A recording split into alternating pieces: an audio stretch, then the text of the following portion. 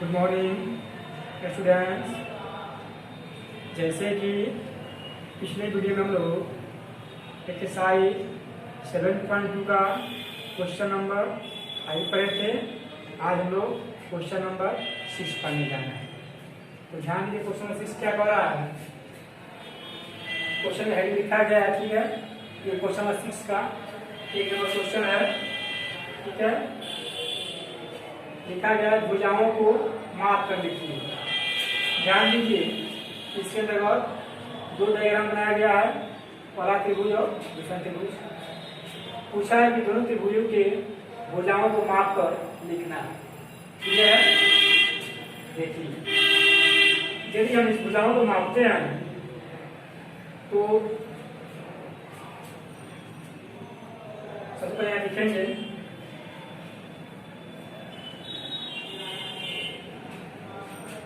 दी गई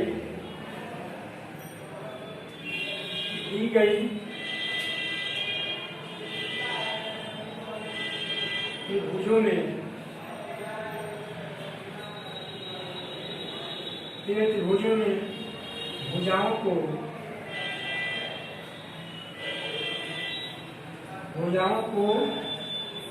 मापने पर भुजाओं को मापने से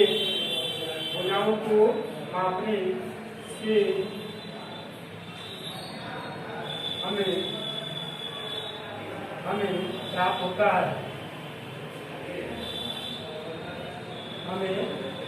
प्राप्त होता है। क्या प्राप्त होता है देखेंगे नीचे, ठीक है। अब देखिए, चूंकि हम भुजा AB का माप लेते हैं, ठीक है। हमारे पास स्केल तो नहीं है, लेकिन परंतु आप लोगों को कुछ इसका लगभग मान बता रहे हैं। जैसे मान लीजिए भुजा A और B को मापते हैं तो देखेंगे कि यह भुजा लगभग मतलब 2 से बड़ा होगा, यानी लगभग 2 से बड़ा और 3 से छोटा होगा। क्यों होगा जी? अब देखिए, एक बात यहाँ समझिएगा कि जो कोण है, कोण A जो है कितना है जी? 80 डिग्री है, और कोण B कितना है?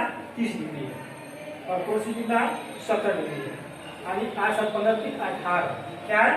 यानी तीनों का वैल्यू कितना है जी? 180 डिग्री है। क्या है? तीनों कोण का वैल्यू कितना है जी? 180 डिग्री है। जिसमें क्या है? सबसे बड़ा कोण क्या है? A है। इससे छोटा क्या है? C है, और B क्या है? सबसे छोटा है। अब यहाँ देखेंगे कोण A जो है कितना है आपका? 80 डिग्री है, कोण B आपको 30 डिग्री है, और कोण C आपको 70 डिग्री है।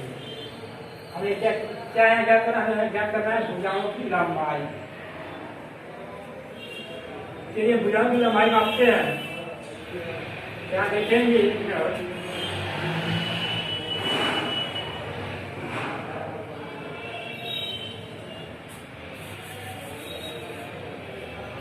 लिखेंगे भुजा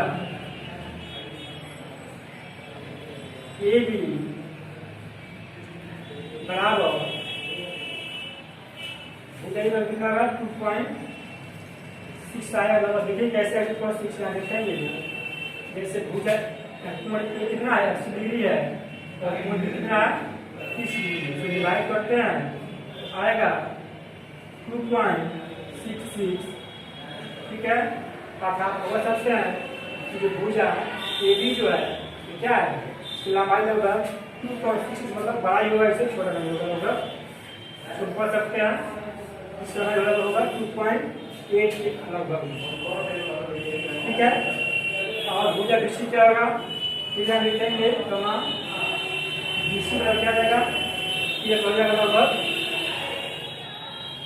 ठीक है, आगे सेंटीमीटर, तो हो जाएगा 4 सेंटीमीटर, और एरिया पड़ जाएगा लगभग AB और AC 2 सेंटीमीटर।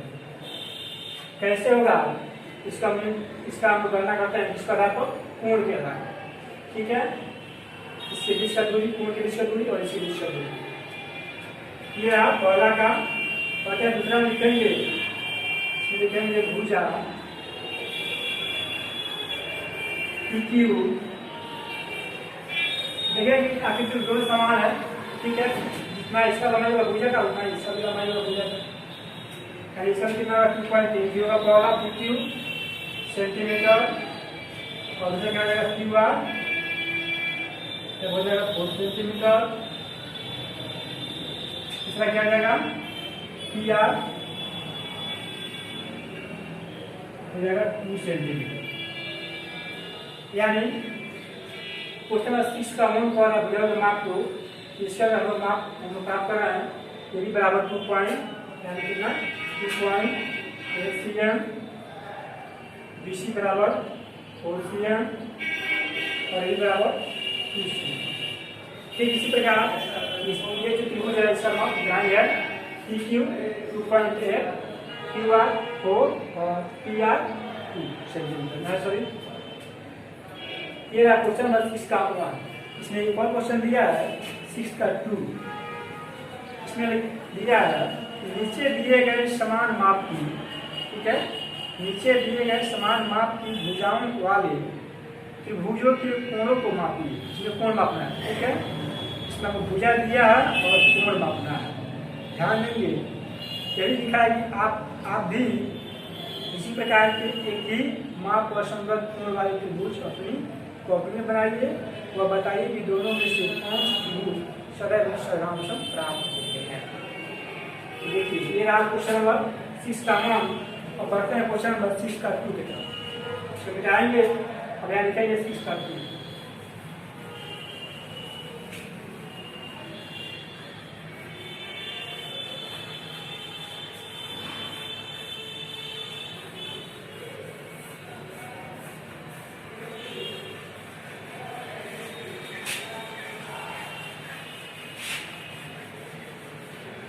चलिए ध्यान दीजिए क्वेश्चन 6 का 2 क्या हो रहा है।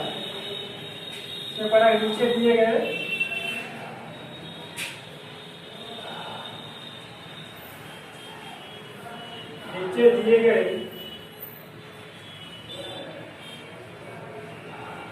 दिए गए समान माप की भुजाओं वाले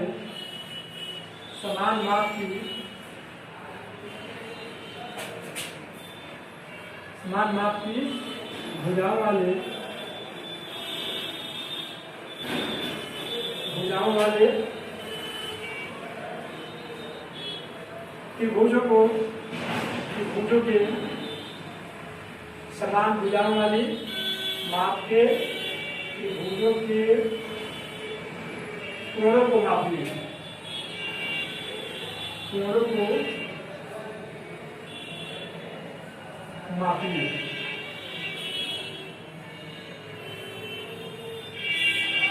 ठीक है, देखिए इसका मतलब इसमें जो 2 दी गई आकृति ये भुजा समान है,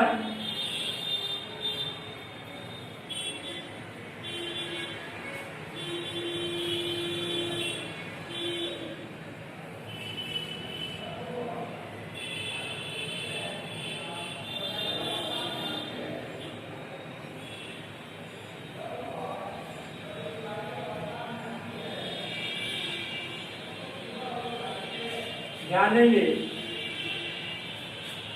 एक बार बहुत बड़ा होगा।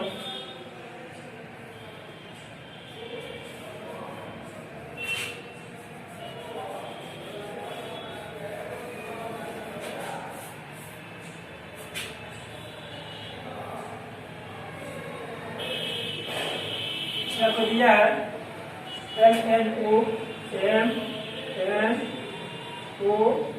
और यहाँ पर दिया है PQR।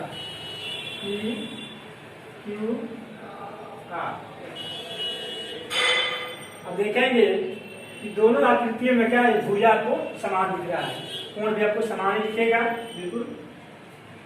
इसमें लिखेंगे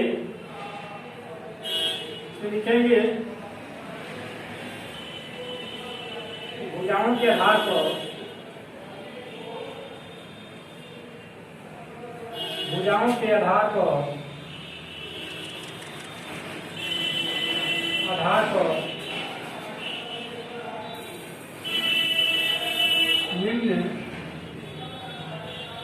निम्नलिखित कोण प्राप्त होंगे।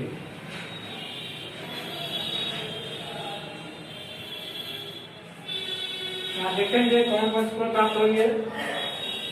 यहाँ लिखे सबसे पहले कि त्रिभुज एम एन ओ में, त्रिभुज एम एन ओ में, त्रिभुज एम एन ओ में कोण एम